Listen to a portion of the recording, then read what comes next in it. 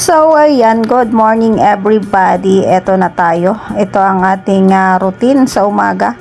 Pagkatapos umalis ng ating mga estudyante, syempre may iwan sa atin ang gawaing bahay. At ito na nga, inuna ko na yung paglilinis dito sa aming sala, kusina. Ayan, sala na may kusina. Ayan, kusina na may sala. Basta ganun yan, guys.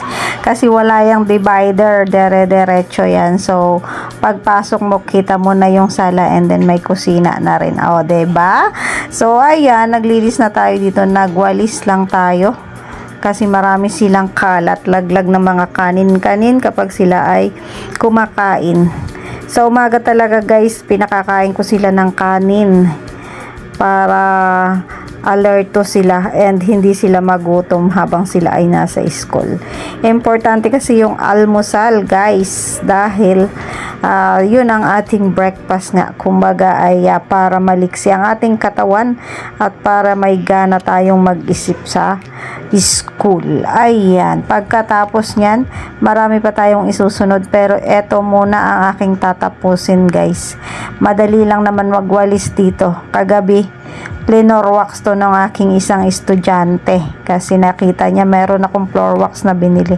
Na curious naman siya at siya na mismo yung nagpresenta na mag-floor wax. Kaya ayan, tingnan nyo, napakakintab ng aming sahig.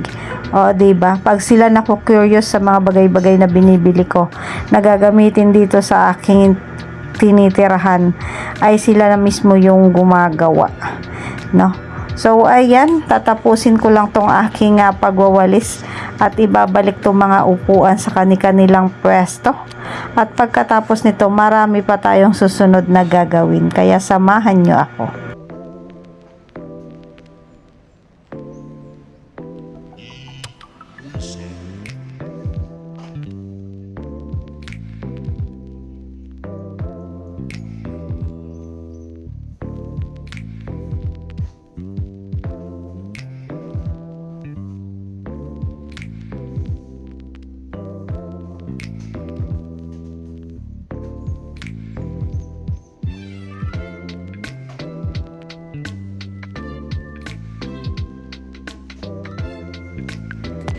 Medyo namomroblema ako, guys, dito sa aking divider kasi nga natutumba siya at hindi ko alam kung paano ko siya gagawa ng paraan para hindi matumba.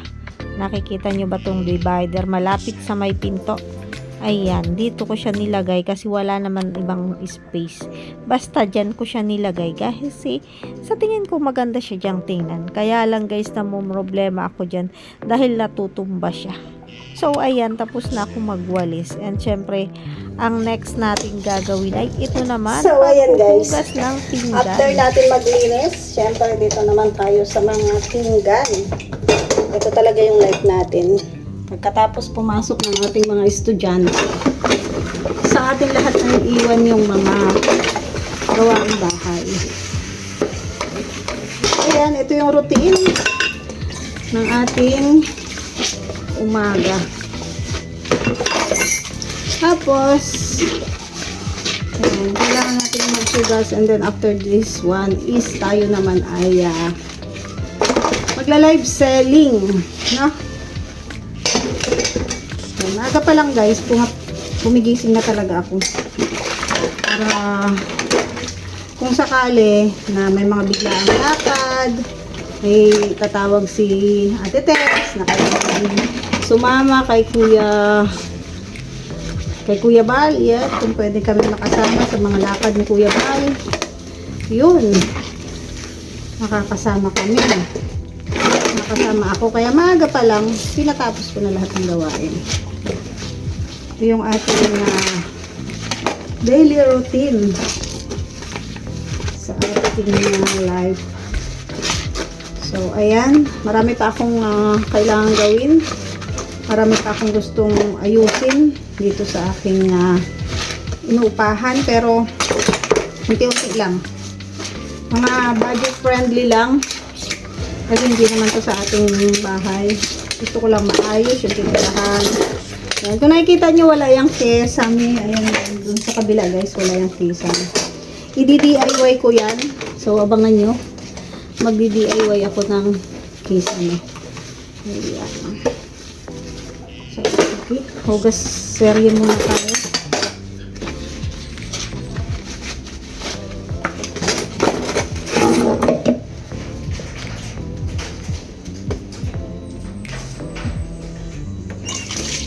Pinaka-exercise ko na rin to sa umaga, guys.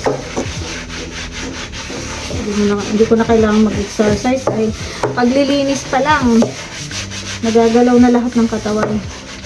Ang kagandahan lang dito, guys, is yung hindi ako akyat baba. Kasi sa dati kong upahan sa apartment.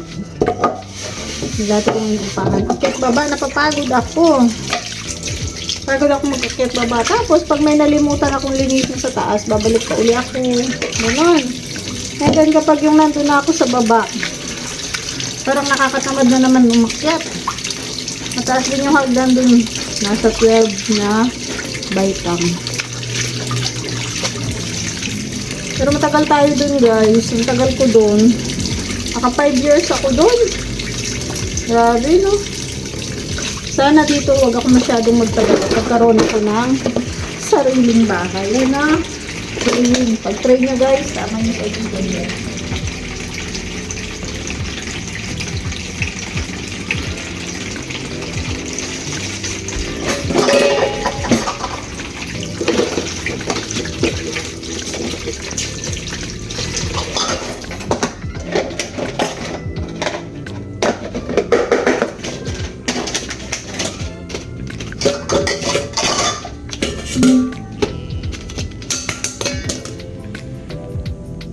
Lumabas ka.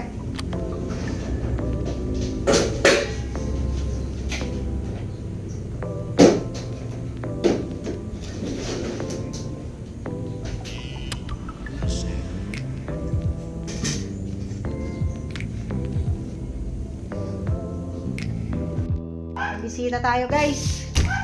Mayroon tayong maagang bisita. May bisita tayo. Up! Bulaga! Ayan si Ate Tess. Naglakad. Guys, good morning. Naglakad ka? Yes! Kasama niya si Rico, oh. Para Hoy, dire-diretso ka?